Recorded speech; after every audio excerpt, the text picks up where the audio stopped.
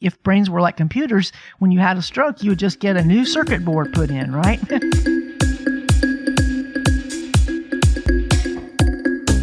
Welcome to the Strokecast. A Generation X stroke survivor explores rehab, recovery, the frontiers of neuroscience, and how to peel a banana with one hand. Hello, I'm Bill Monroe, and welcome to episode 172 of the Strokecast. Memory in the brain, how it works, and how it doesn't. This week's episode is sponsored by Modus Nova. To find out if Modus Nova can help you recover the use of a stroke-affected limb, visit strokecast.com/Modus Nova. Today's guest is Dr. Ginger Campbell, the host of the Brain Science Podcast. She is also an expert in memory, at least as far as I recall. Today's conversation is a little bit different. Often on the show, we talk about the damaged brain, the result of stroke or other injury or other neurological condition. But to understand how we live with a stroke brain, let's first understand how memory works or doesn't in the non-stroke brain. You're also going to hear a ton of references to other experts and resources in this conversation. You'll find those links in the show notes over at strokecast.com/brain science. This one definitely has a bunch more links in the links section of the show notes. So now, let's learn about memory. And to do that, let's meet Dr. Ginger Campbell. So Ginger, thanks so much for joining us on the show this week. Thanks for having me, Bill. Congratulations on your induction into the Podcast Hall of Fame. That's super great. It's a high honor. I mean, the people that I admire that inspired me are already there. So I feel, very honored. With your expertise in the brain, and normally most of our folks in the audience here are used to talking about the brain-damaged brain because, well, that's what we live with. But, of course, it's helpful to look at, well, what did it look like before that damage? And how do the normals out there, how do those brains work to help us understand ours? So let's start with a super simple question then. What is memory? Okay, well, that makes it a hard question, but I think that what I will say is it doesn't work the way most people think it does. It's not like a video recording that's a perfect, detailed recording of what happened. The most important thing we've learned is that memory is dynamic, which means that when you recall a memory, your brain recreates the memory. The reason that we know this is because we know that the sensory parts of the brain light up just as if you were experiencing it again, and so do the other parts of the brain that were active during the original event. However, you also insert things you've learned since the original recording of that memory. Recording is probably a bad word. And so memories change. They don't stay static. And this is really important to understand on all kinds of different levels, from the interpersonal, just talk to your brother or sister about a memory from your childhood and get into a fight about whose memory about it's right, to accusing somebody of having dementia because their story has changed when that's what stories do. The thing to remember is that there's a reason behind this. The purpose of memory is not so that we can, at least from the standpoint of the brain, whose goal is to keep us alive, is not so we can win arguments about what happened in the past. It's for our survival. So from that standpoint, it makes sense to insert new information rather than worry about exactly what happened originally. And don't feel so bad about the fact that your memory is not, as most older people say, as good as it used to be. In some ways, that's not even true. You've had more opportunity as you get older to add other elements to it. And I think it's also one of those things where it's fascinating, where I've encountered this in my life in the past before looking at it from a brain science perspective, but just from some of the things we've studied about law and law enforcement, is that eyewitness testimony in court, regardless of how powerful and emotional it is also the least reliable form of evidence in a court of law. Wow, that's for sure. I mean, if we were really using the science, what we would do is we would have the police record people's statements right whenever the event happened, make a permanent recording of their initial impressions, and never ask them again. Because as soon as you start talking to other people, your memory of the event gets changed. And you can't tell the difference. And this is a really important point, Bill. People think that, emotion makes memory more accurate. There's this idea of the flashbulb memory, which, what were you doing on 9/11? What were you doing? I remember very vividly President Kennedy's assassination. But research has shown that emotional component does not ensure accuracy. There's a very famous study that was done after the Challenger disaster where some psychologists, I'm sure they did this with college students, because you know how they always do this with college students, but they had people write down what they were doing, feeling, etc., right after, the event of the Challenger disaster. Did they see it, hear about it, whatever? And then a couple of years later, they interviewed them again, and only 25% of them had an exact match between what they'd previously said. And one of the cases that really always stuck out for me was this guy who, he had a very different memory of it now, but he looked at his own handwriting and he said, I don't care that that's what I wrote down. What I remember now is what really happened. I think that's really interesting from a couple of perspectives, one of which is the whole idea of college students being a part of this. This is a bigger issue in a lot of psychosocial research, is that, so much of the research and what we know about psychology is based on what the typical college student thinks, and historically the typical male college student, simply because so much of the research just happens to be done on college campuses near college students. And so it's easy, but it's a limited pool. The other thing that's really interesting and that jumps out at me then is that recalled memory later on more or less accurate to what actually happened than what happened at the time? Or when they initially wrote things down in the immediate aftermath of the event, is there still data that's sort of sitting in the queue of the brain or the buffer to process into memory that may add accuracy? Or is it just that an accurate recall of events declines as time goes on? Well, I don't think there's any evidence that you later remember stuff that you didn't think of at the time, like on every cop show.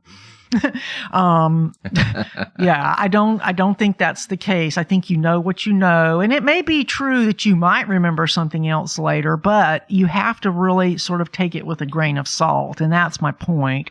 If I'm going to send somebody to prison, I need to at least try to make the information as accurate as possible. Elizabeth Loftus is the person who's done the most work in this area, and she's shown also that just the way you ask questions changes people's answers to how they remember things. Like if you ask somebody, how fast were the cars going when they crashed, you'll get a higher number than how fast do you think the cars were going when the accident happened. I mean, there's all kinds of things that you can do that distort things. And so you just have to triangulate the best you can and be okay with that. I mean, that's why it's nice to be able to have relatively objective tools, like DNA evidence, for example, which has gotten, some people that were previously sent to prison out of prison because the DNA evidence showed that it wasn't them. The cases on this have shown that people have even identified the wrong person in the lineup because of the distorting ways that the lineups are formed. I mean, that goes beyond memory. That's a much more complicated issue. We could go down a rabbit hole on that. Yeah.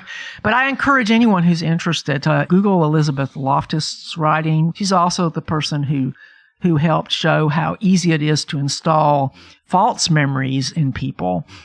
And we're definitely going to have some links over to that in the show notes. In the mid-90s, we had a huge scandal pop up here in the state of Washington around an alleged network of child abuse in the Wenatchee area. And a lot of it turned out to be false memories and an overzealous law enforcement and a whole bunch of other things that really ruined a lot of people's lives. Yep. When we're looking at this, a lot of us then encounter different terms when we're talking about things like long-term memory or working memory and these other things that obviously many of us in the stroke community, never think about until we're suddenly trying to understand how they impact our day-to-day lives. So what exactly do we mean when we talk about things like working memory versus long-term memory? And are those real, or are those just sort of pop culture things that have arisen? I think they're real in the sense that they label different mechanisms. So, for example, procedural memory, which is like how to ride a bike. The way that was discovered was because when the famous patient HM, the one who had his both hippocampi destroyed, was being studied and he couldn't make any new memories, he actually was able to learn how to do this sort of mirror writing task. Brenda Milner, the psychologist that worked with him for over 50 years, discovered that he could do this task, and he didn't remember that he had learned how to do it, but he got gradually better at it. And so this was a clue that this kind of memory was something, and you might say, well, maybe that's not really memory, but that's beside the point. He learned this task. He learned how to do it, but he did not remember learning how to do it, indicating that it wasn't using the same mechanisms as, say, episodic memory, which is when I'm remembering that a thing happened, which is kind of what we've been mostly talking about. Working memory is the idea, the famous plus or minus 4 items, how you can keep a few things in your head at one time for a very short amount of time, and you need to be able to do that. That's the reason why telephone numbers historically were the lengths they were, based on what a person could keep in their mind.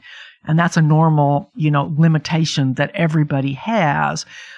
On the other hand, when I'm reading a book, I clearly can keep more than 7 items in my mind. I'm keeping track of, the characters and everything. So there's got to be a place in between that's not exactly that just 7. And that's when you start saying, well, which one is that? It's not long term. The divisions get a little bit fuzzy around the edges. But the extremes are easy. Working memory is that very, thing that you forget as soon as you're not thinking about it. Long-term memory is, thinking about your childhood. The thing that we're learning is that there seems to be a period in between when things are sort of being kept track of in the hippocampus and they need to be transitioned to other part of the brains to remember them. If something happens, like you get hit in the head or you have a stroke, those pieces of memory never make it into long-term memory. There's still some debate about exactly when and how all that happens, but they're learning more about those things all the time. My understanding is that sleep then also plays a role in that. Absolutely, especially not as much about regular dreaming as you might think, even though there does seem to be evidence that dreaming has something to do with memory consolidation. But there's another kind of sleep called slow wave sleep that seems to be the really big one for consolidating memories.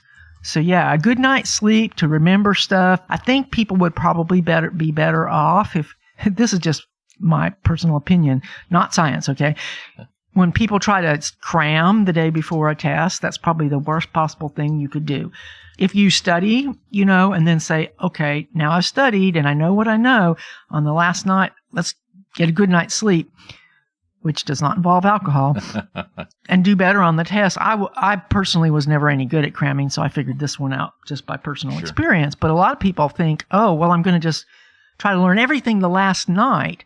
And they might be able to do okay on a test, but then the next day, they don't remember any of it. So have they really learned anything? That sort of mirrors one of the things we encounter in recovery with the idea of neuroplasticity and all of this.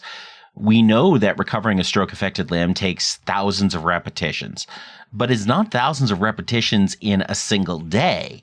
It's doing that, maybe 10, 50, 100 a day for weeks or months to get to those thousands, that's what builds those new pathways in the brain. And that's what builds those new connections, not trying to squeeze it in all at once.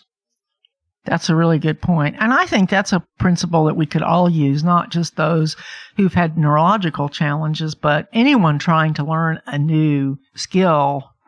You can't try to squeeze it all into one day. And I think as we get older, we appreciate that. And I think also when you're young and you can absorb a lot of information at one time, it's really tempting to think like that's the best way to do it. But like I said, how much do you remember from any test that you crammed for? It's so little. The stuff I remember most comes from the stuff I repeatedly did. I mean, my time in speech and debate in college stuck with me more than pretty much any of my classes, because that's what I repeated again and again and again. Right. And as a physician, when I was in the first part of medical school, I really struggled because it really was about memorizing stuff. And I had been in engineering before I went to medical school, where I never memorized anything because I was like, if I forget it, I'll just rederive it. So I found the first part of medical school really challenging since I hadn't memorized anything since the 5th grade. And I felt very honestly resistant to the idea since I didn't really think it was useful. But when I got to the part of medical school where you actually see patients, I mean, once you see a patient with a disease that you've read about it in a book, you remember it.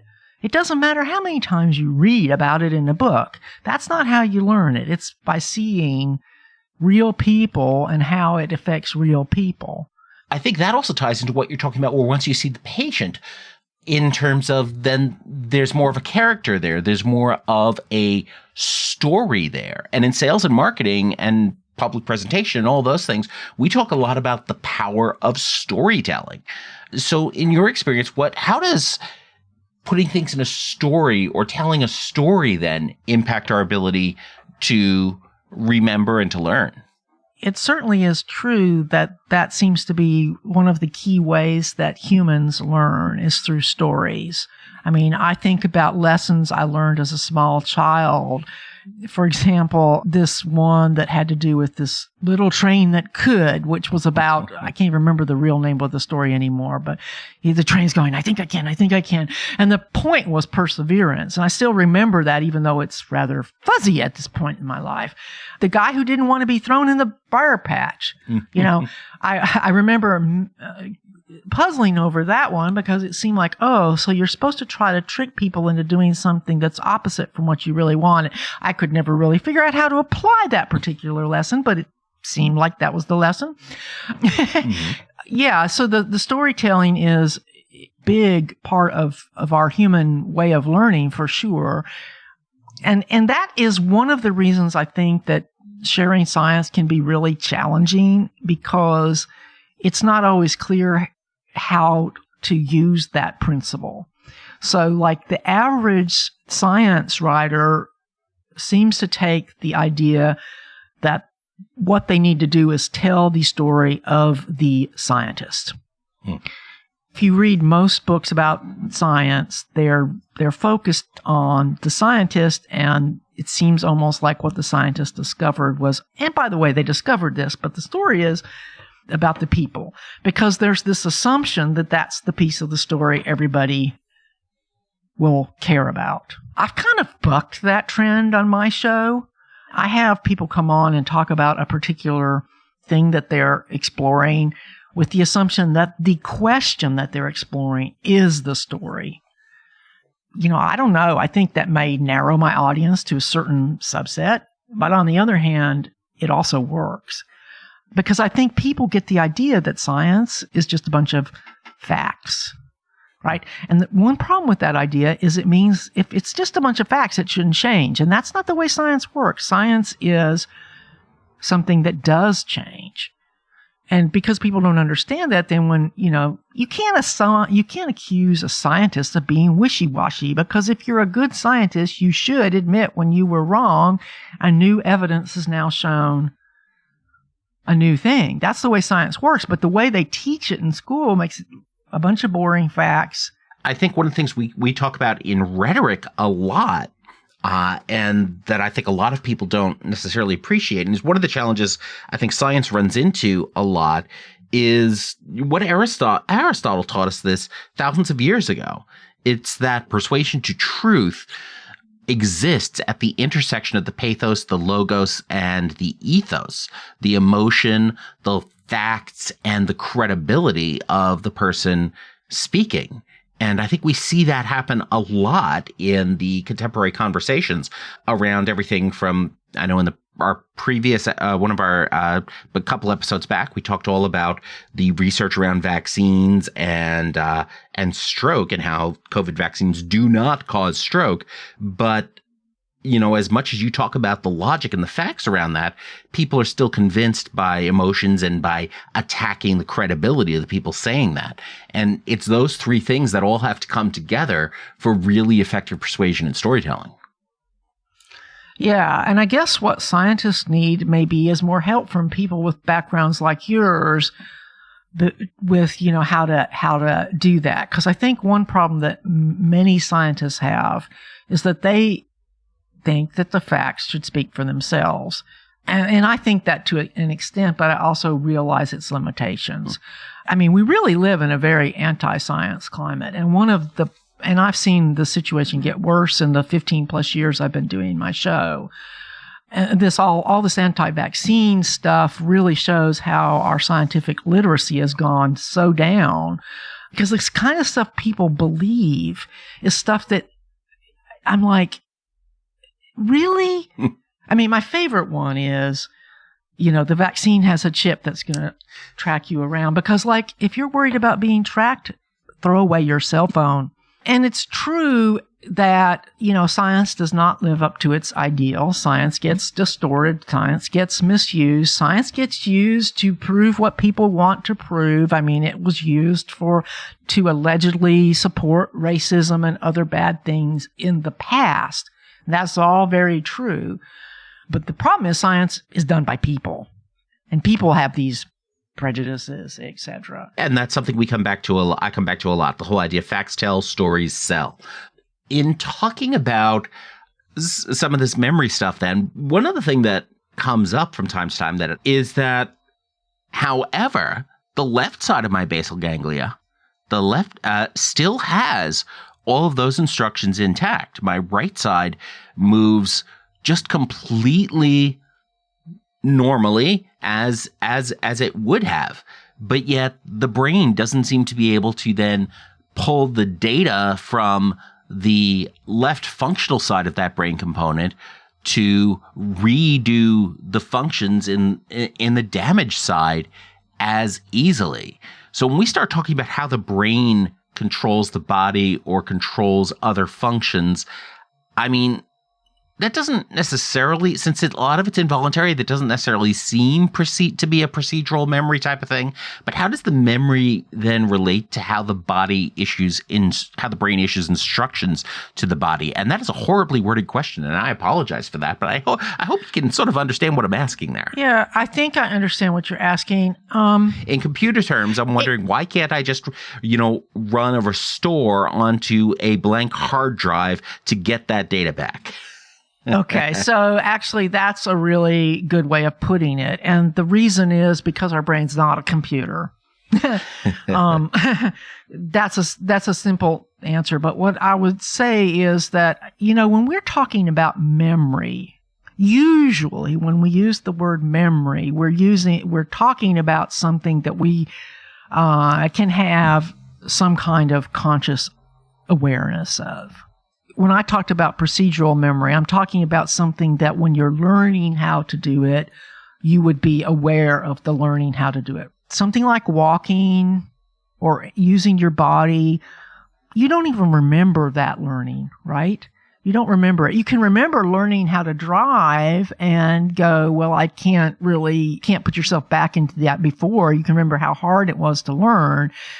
But one of the great things that our brain does is it automatizes things that we do a lot. That's why we can do, most of us can actually chew gum and walk at the same time, because we have made the walking part automatic and we pretty much made the chewing the gum part automatic. So then we can also do something else, like talk to the person that we're walking with. But when you're first learning a new task, to focus totally on that thing that you're learning. So part of the brain's automatizing is that as we learn to do physical movements, the way that our brains are mostly wired is, as you mentioned, the right side controls the left and the left side controls the right. That is, the right side of the brain controls the left side of the body and vice versa. And those are, there's not a lot of crossing of those wires under normal circumstances. So that means if you lost that circuit on the one side, the fact that the other side knows what to do doesn't really help you much. They don't have any interconnections under normal circumstances. And I am not a stroke expert, but, I have talked with Edward Taub, who works in constraint-induced movement therapy, and he works in a different way than most stroke rehabs do in trying to find leftover good circuits on the bad side, which is not the usual approach. And sometimes that actually is more effective than you might think. But I don't think we certainly don't know how to make new connections between places. I mean, we don't know how to force them, is what I'm trying to say. We do know that it seems that when we think about doing things, that's the best way to try to get our brain to figure out how to do it. But that's pretty vague, right? Mm-hmm. Not very helpful. The late Peter Levine, author of Stronger After Stroke, and a big proponent of Taub's work in constraint-induced therapy. One of the things he shared with us was that in doing the fMRI studies and actually looking at what lights up in people's brains, the idea of watching people walk or run activates the same parts of the brain as when you actually do those types of things. So an element is, of course, the visualization, doing the repetitions, but even just watching the activities you want to ultimately be able to do can have an impact on recovery. It's fascinating stuff. Yeah, that's really interesting. And I bet, that you would see a difference. I know that they have done this with, in the study of the mirror neuron kind of idea, that they've seen that when someone watches an activity that they know how to do, it leads to more firing than if they're watching an activity they don't know how to do. So, for example, if I'm watching somebody do gymnastics and I have, no gymnastics skill or experience, my brain's not going to fire the way Simone Biles' brain is going to fire if she's watching it. But most of us have known how to walk at some point. So I would think that when we watch someone walk, hopefully that would be something that would automatically be a light up in everybody's brain kind of thing.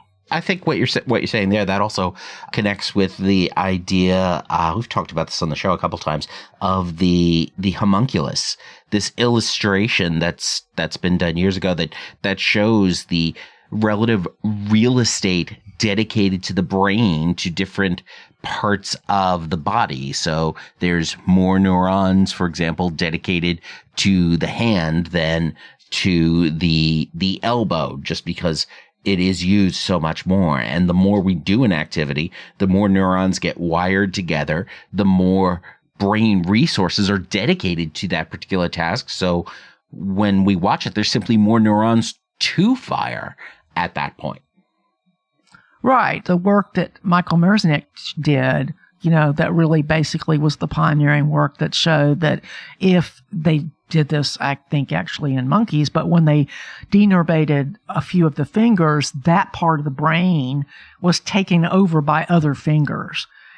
The same principle has been shown in fMRIs. When they learn how to play the violin, which, as I understand it, involves using the left hand territory gets bigger. So it's pretty much the other side of use it or lose it. Use it to grow it. And of course, the most famous example of that is the hippocampus in the old London cab drivers. Right. Where they have just this so much more of their brain is dedicated to just this unwieldy map of the city that exists, where they ended up putting roads where the horses and cows just happened to wander 500 years ago.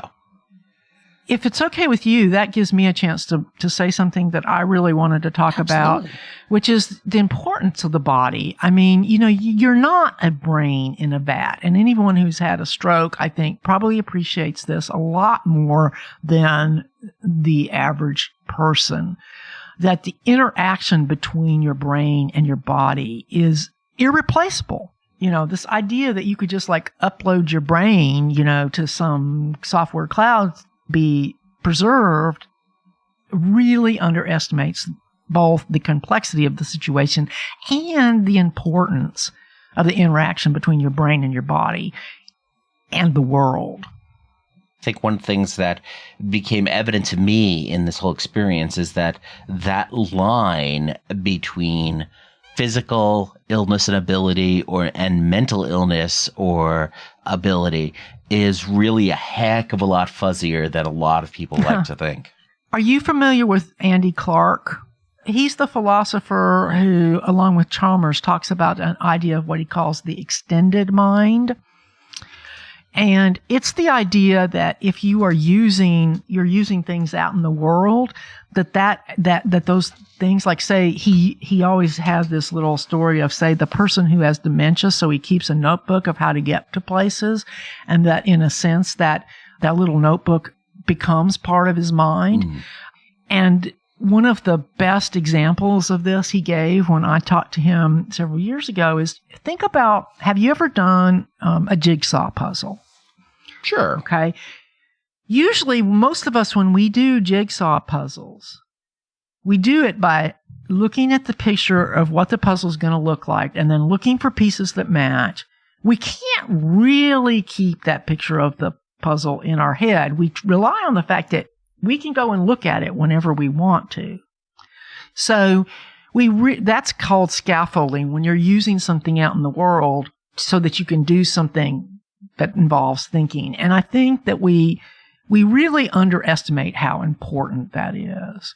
I just did an episode on embodied cognition in education last month. And if we don't appreciate that you use your body to learn, it's not your brain sitting there learning like a little computer. I mean, it's really, really important to realize that thinking of the brain as a computer is okay as an analogy, but it's not a perfect analogy, because the brain in many ways is so different from a computer. If brains were like computers, when you had a stroke, you would just get a new circuit board put in, right? Right. Exactly. I tend to think the brain is less like a computer and more like the internet, which the way the internet works is all these different parts of the internet are each sending out their own signals and their own communications to get to different places, and sort of automatically routing stuff that goes where it needs to go. And yet there are very diverse places on there. I mean, we've got, we have parts of the brain that are busy telling us that we're terrible people and we can't do things. And just like there are trolls on the internet, the brain has its own troll neurons or whatever. And a surprisingly large chunk of it is dedicated to pornography. But so I found that to be a little more analogous than the standalone command and control computer model, more of the emergence of the internet. Yeah, I think that's good, but I still think it's really important to remember that our bodies matter and the world around us matters. I mean, we only know, basically our experience is totally created by our brain, but our brain creates that experience by the information it gets from our body and from the world. So let's talk about that a little bit then. I mean, how does then a properly working brain process all of this huge amounts of sensory data, all of the noises and physical touches and smells and sights that are out there in this world that it seems we just ignore most of the time? Well, actually, that's the key. It filters it mostly out. Michael Graziano is one of my favorite guests, and he says that basically our brain gives us a stick figure cartoon of the world. It doesn't give us the whole picture. It tells us what it thinks we need to know. It feels like your mind is not physical, because there is no reason for you to have any access to the underpinnings of what's making it happen. That's not going to help you. So that's why it feels like thoughts come out of nowhere, because you don't need that information.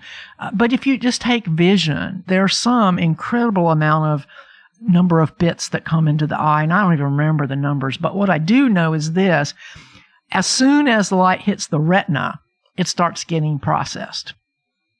By the time it leaves the eye, it's already been processed down. It's already been condensed, so to speak, like a JPEG image. Okay. And all of our senses, work that way. And then the other thing is that the brain has this thing about deciding, it prioritizes change. So whenever it's, sensing the environment, it's basically looking for what's changed. And anything that it doesn't think's changed, you may not even think about this, but you don't feel your clothes most of the time, right? Because they're not changing. They're just sitting there on your skin. Now, if you move around, you might feel your clothes, but if you just sat totally still and ask yourself, can you feel your clothes? The answer is going to be no. Mm-hmm. Until you try to feel them. Until you try to feel them, or you move. And actually, moving is really important. Moving is what we need to do in order to have three-dimensional vision. We need to move in order to get information about just about everything, which is why being embodied, that they're, two sides of the same coin. The motion part is made possible by the body. In fact, there's some early researchers, from 20 is the wrong word, but 20 or 30 years ago, when the embodied cognition movement was just getting started, there were researchers saying the brain evolved so that we could move. The sea squirt is a creature that starts out modal, and it has a brain, and it's an invertebrate. It moves around in the water, and when it finds a spot and settles down, it actually digests its brain. So it doesn't need it anymore. Huh. Trees don't have brains. They're not going anywhere. Now, some people think they do, but, if we're going to go with the objective facts, there's no signs that trees have brains. When we talk about that, one of the things that comes up from members of the neurodivergent community, when you, for example, when you mention the whole question of feeling your clothes, many people with autism or who are autistic or members of that community will be hypersensitive to the feeling of cloth on their bodies or a specific texture, just because of the way their brains have been wired, and they can't really disregard that data. I interviewed Temple Grandin many years ago, and she wrote a nice book called The Autistic Brain. And the biggest thing I learned was about that hypersensitivity, because it wasn't something, since I don't have a lot of personal experience with autism, it wasn't something that I appreciated. And I think it might be one of the more underappreciated aspects of that challenge, because I'm glad I can't feel my clothes. That would be distracting. Mm-hmm. I hate wool, because wool is the closest I can get to appreciating how an autistic person who is hypersensitive to other fabrics might feel. Well, yeah. And what's interesting is a lot of folks in the stroke community experience that not just with clothing, or I've heard it less with clothes, although folks who are now living with chronic pain will often report that. Right. But vision and auditory sensation, where I know a number of people who, whenever they go out, they have to have their sunglasses on or their headphones on to diminish the outside stimulus coming into their brains, or they just get so exhausted and overwhelmed. It's why going to a crowded restaurant is physically painful for many people in our community, because there's so much noise, so many conversations to try and track, and the brain no longer has enough gateways to be able to disregard that data. Right. So it's one of those examples of something that you might imagine, well, gosh, if I could pay attention to more detail, that would be so cool. It's like the idea of having the perfect memory, even though the cases of that have actually been reported, the people just about went crazy from it, because the detail drove them crazy. They couldn't focus on what was important because of all the detail. So some of the things our brain does that might on the surface seem like, well, why does it do that?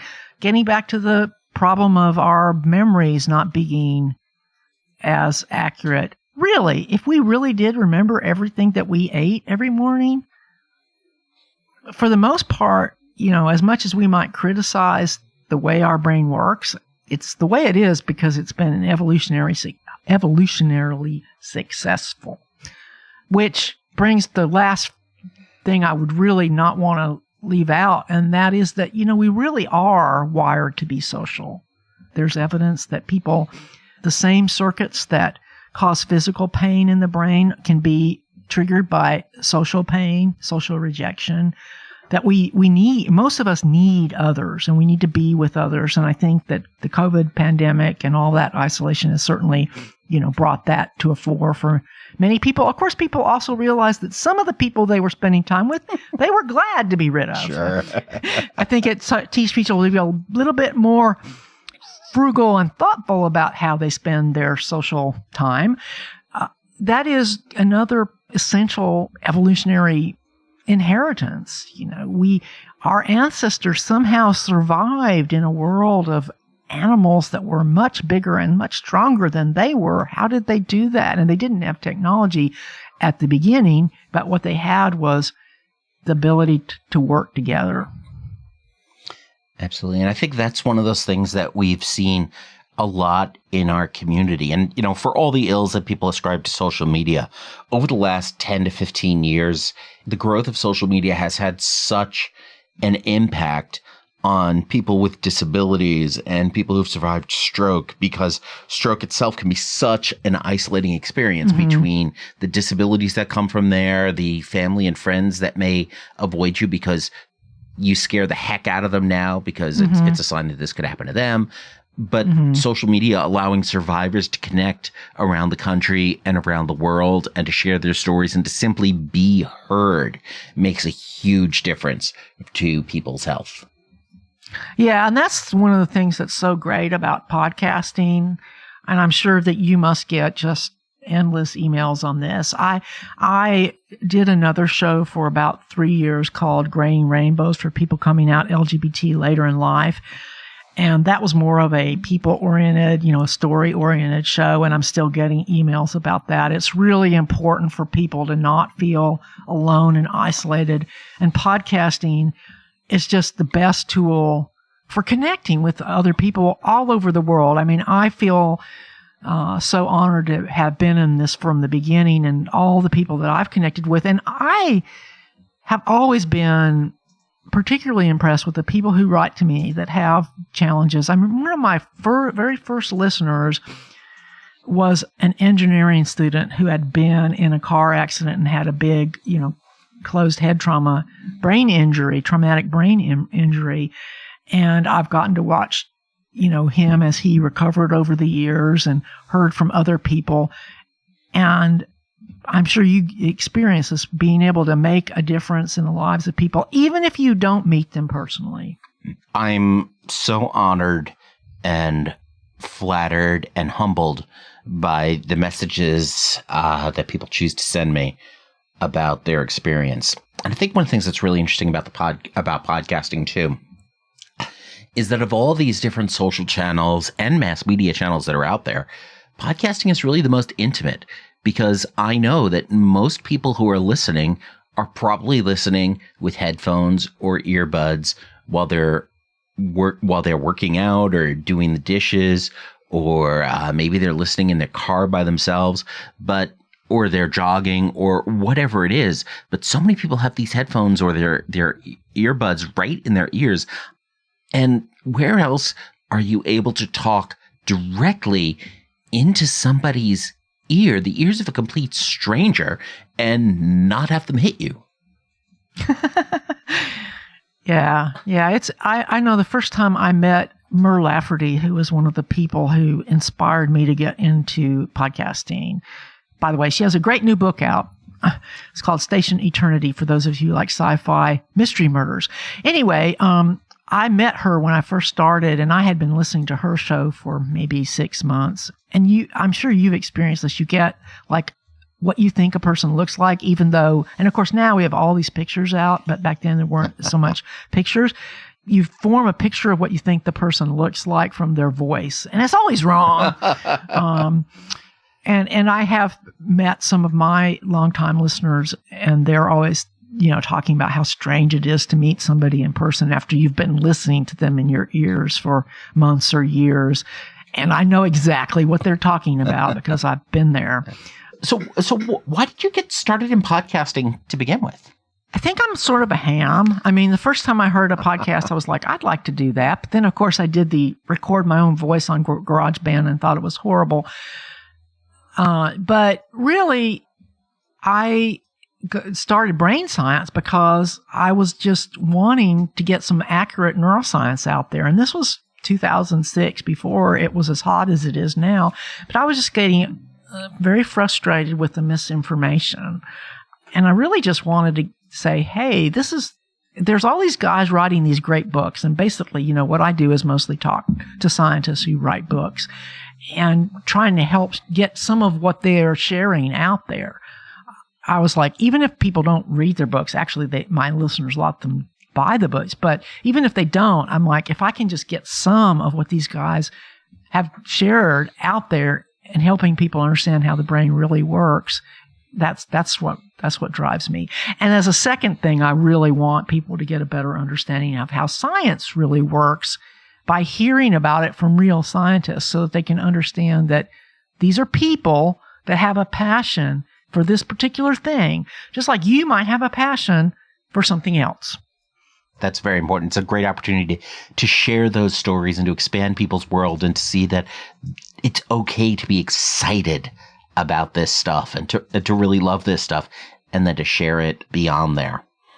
Seeing that you can be passionate about something, and I always ask my guests to give advice for students, and a lot of times they will really get right to the meat of the matter, which is, you have to have something you really have a burning desire to figure out despite the obstacles that are going to be in your way. And I mean, that's true for whatever field you want to go into. I think Chris Hardwick, comedian, has said about stand-up comedy that if you're thinking about getting into stand-up, try it. And if you can walk away from it, absolutely walk away. If you can't walk away from it, then pursue it. You've got a thing you can do. But if you can live without it, you need to stop. Yeah, and I think maybe that could be said about a lot of fields of endeavor. Mm-hmm. But, the sad thing is so many people don't ever find anything that they feel that passion for. And I'm really so grateful for my listeners, because if people don't write to you and tell you that what you're doing matters, you can't keep going. I mean, you could be talking to hundreds or thousands of people a week, but all you see is the windscreen in front of your microphone, your pop filter, and your monitor. And yeah, unless you hear from folks, you just don't know. I have a newsletter which basically just goes out once a month that tells you what the latest episode's about. And for people who sign up for my newsletter, I have a handout or gift, I call it, called 5 Things You Need to Know About Your Brain. And so if you would like to get that, you can sign up by texting the word brain science, all one word, to 55444. That's brain science, all one word, to 55444. And if for some reason you aren't able to text, just go to brainsciencepodcast.com and you'll see the same thing there. And of course, you can get to Brain Science in any audio app the one you're listening to this show in. Again, we're going to have, of course, all those links over in the show notes at strokecast.com/brainscience as well. So you've also got a book out called Are You Sure? Can you tell us a little bit about the book? It's Are You Sure? The Unconscious Origins of Certainty. And it's really about the fact that most of what our brain does is unconscious and why this matters. And I have to say that this is not my original work. It's really the work of a neurologist named Robert Burton, who graciously allowed me to use several interviews I did with him as the basis of this book. But the key is, again, that because most of what our brain does is unconscious, it has implications like, for example, and this is the key idea, certainty, the feeling that yes, that doesn't happen at a conscious level, which means you don't control it. And so if you start thinking about the implications of that, that's what the book's about. Is this self-published or traditionally published or hybrid? Hybrid, yes. And how did you choose that method? I met somebody who has a company called Publisher Purpose Press. I worked with her. I mean, now, publishing on demand makes these models much easier. It used to be you would have to spend a bunch of money and then hope that you could make some of it back. Now, doing it this way costs about as much as a regular book would cost to publish, minus if you got in advance. I mean, because you've got to do things like have someone edit and covers and all that stuff. Those are expenses that always exist. And even if you were going in a traditional publisher, these days, you still got to pay somebody to edit because you cannot count on the publishers to do the editing job anymore. Well, and that's one of those things that's really interesting. You can't count on them to do the editing. A lot of times they're going to want you to do more of the work anyway for publicizing and marketing. And of course, you can't edit yourself, in part because what you're certain you wrote isn't necessarily what's on the page. You won't even see it. I mean, that is, that's the best example of not seeing change, or, the limits of that is, you see what you expect to see. So you thought you wrote I actually put out an episode that had a transcript that said Brian Science on the title page because my transcriber made a mistake and I didn't see it. A month after you read your stuff, you'll often end up being more hypercritical of it. And one of the techniques I have found that's super helpful for proofing documents, especially if you're working in word processing documents and, working on papers or articles or things like that, is Word and a lot of other tools now have a text-to-speech feature where the application can actually, use a computer voice, which is getting more and more human all the time, read your document back to you. But it will, of course, read exactly what's on the page. And that's how I easily find when I've skipped words or used double words or flopped letters in like Brian or brain or things like that. It's a super useful tool. That sounds like a really good tool. I'll have to remember to try that next time. So what are you most excited about now today in brain science and the areas where the research is going? Well, I'm really excited about the evidence that many more animals are actually conscious than we used to think. I mean, there are some researchers that think that all vertebrates are conscious to some extent. And that's pretty amazing. Now, that does not mean that they have the same experience that we have at all, but it's pretty mind-blowing. It's a lot harder to really figure out what's going on at the level of our current tools, right? Because most of the things that we use to determine structure are relatively stagnant. I mean, for example, if you were going to get the connectome, the wiring diagram of the brain, at this point in time, the best you could do would be a snapshot in time because it's constantly changing. The very fact that the brain is constantly changing makes the study of plasticity very challenging. That in and of itself is fascinating. We talk about the nerves that fire together, wire together. The whole process of neuroplastic change is why I can walk now with my cane when I couldn't in the hospital. At the same time, a few weeks ago, we talked with some researchers who were using a technique called transcranial Doppler ultrasound, which looks at the active blood flow in the brain using ultrasound technology to get a sense of the dynamics that are happening in the brain, as opposed to an MRI or a CT scan, which gives you that static shot. And so it's fascinating to see this development into how do you start monitoring the dynamic environment that's taking place. Take Ed Taub's work. I mean, he showed that constraint-induced movement therapy worked, but nobody believed him until he could show an fMRI that showed the brain change. Now, why was not the improvement of the patient enough? Okay? So, sometimes when you're doing clinical things, there is that balance, right? And if you see clinical improvement, you shouldn't say, well, that doesn't count because you don't have a brain scan. There's the whole thing of if it's stupid and it works, it's not stupid. Well, what is stupid is if you claim you know how it works when you really don't. Totally fair. Totally fair. And that brings us to our hack of the week. But first, let's talk about sponsor Modus Nova. Modus Nova makes the Modus Hand, an AI-controlled, air-powered robotic exoskeleton that combines therapy with video games. I wear it on my affected arm, and it helps or resists me as I move my wrist to play these games. The sensors built into it mean that it is always adjusting to give me the exercise that I need. Ultimately, it's a fun way to get in the thousands of repetitions needed for stroke recovery. To find out if Modus Nova can help you with your recovery, visit strokecast.com/Modus Nova to learn more. Be sure to use promo code STROKECAST for 10% off your first month. And now back to our hack of the week. Pay attention, because if you weren't paying attention, you're not going to remember it.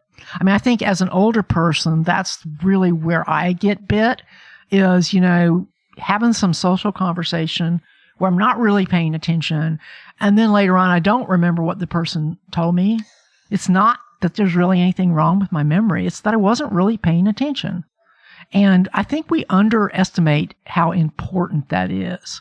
We don't remember things passively. You have to have some active involvement in the thing that you're trying to remember.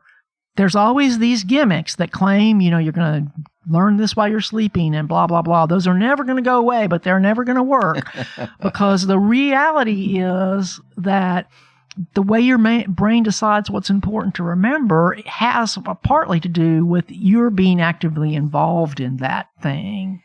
So if you're having trouble remembering people's names, which is a real common complaint, first thing is when they say their name, say, "Hey, Bob, great to meet you." I mean, I keep forgetting to do this. If you say the person's name, we forget to do the simplest things, like repeat the person's name when they tell it to you. Like you would when you were trying to remember a phone number, right? You would repeat it in the olden days when we had to do that. The way we did it was we said the number to ourselves a few times. And which again leverages what we know in the stroke community. Recovery is all about repetition. Everything we do for the brain there to make it stick, to recover, learn a technique, to learn to walk, to remember a name, it's about repeating it and activating it through more neural pathways. But I have to say the flip side of that is the importance of things being unpredictable, because your brain tends to remember things that are surprises. So one of the people I interviewed, and I'm blanking on who it was right this minute, said, should have repeated their name more often. Yeah, exactly. The best thing you can do to keep your brain healthy as you're getting older is remain socially active because, and there's lots of evidence for that, but the because is, he said, there's nothing more unpredictable than human behavior. So if you're socially active, you constantly have to respond to the social behavior of other people. And that keeps you away from that tendency to just be in the same rut over and, like if you're just hanging out by yourself, you could just do the same thing over and over. But if you have to go out in the world, as annoying as that might be to some people, it's good for you. So, Ginger, if folks want to know more about you and what you're up to, where should they go? I would just go to brainsciencepodcast.com. There's a link to my main page from there. Fantastic. And again, as I said before, we're going to have that link and all the others in the show notes that you'll find in this app, as well as over at strokecast.com/brainscience. So like I say, this has been absolutely fascinating. I encourage people to check out your show and your website. And thank you so much for joining us this week. Well, thanks again for having me. This has already been a lengthy conversation, so rather than go into an extended epilogue this time, I'll just say that if you find yourself struggling to have an accurate memory, well, it could be because you've had a stroke, or it could be because you're just human. A lot of the memory and sensory overload challenges that folks face after stroke are simply a more intense version of what normals are already struggling with. More importantly, discussions like this and conversations with folks like Ginger help give us more context to understand our own injuries. To learn more about the topics we discussed or to follow Dr. Campbell and her podcast, be sure to visit strokecast.com/brainscience. To share this episode with someone you know who is interested in brains and memory, give them the link, strokecast.com/brainscience. Text brain science to 55444 to get Ginger's handout, 5 things you need to know about your brain, and to subscribe to her newsletter. Text brain science to 55444. And, of course, as always, don't get best, get better. Thanks a lot. I'm Bill Monroe, and I'll talk to you soon.